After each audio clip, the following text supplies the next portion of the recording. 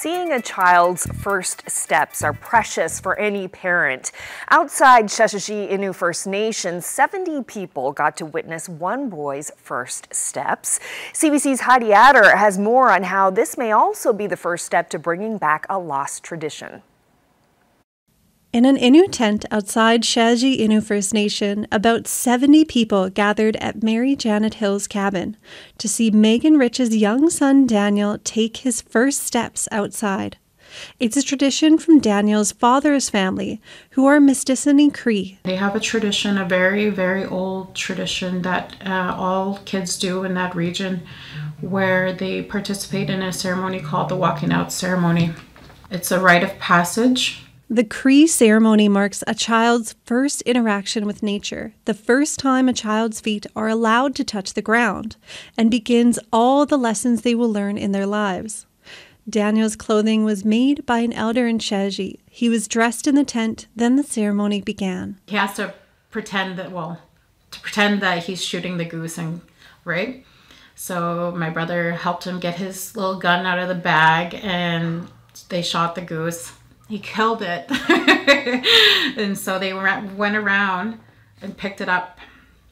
And then my boy, he took the goose and brought it inside the tent, where he was greeted by elders and kissed by the elders. And to see him walking out on his own was like he was no longer a baby. He was growing up.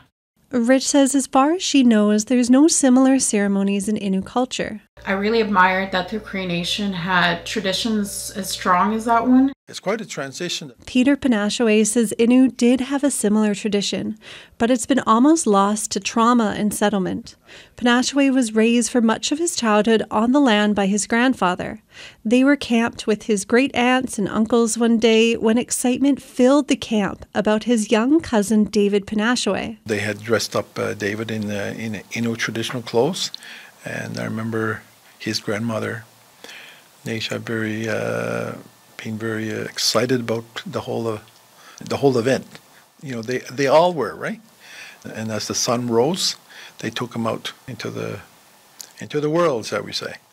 Young David Panashaway even had a similar hat, a similar toy gun, and snowshoes made specifically for his first steps outdoors in the November weather. And would have been the last ones to have performed that ceremony. And so when I saw it again with Megan's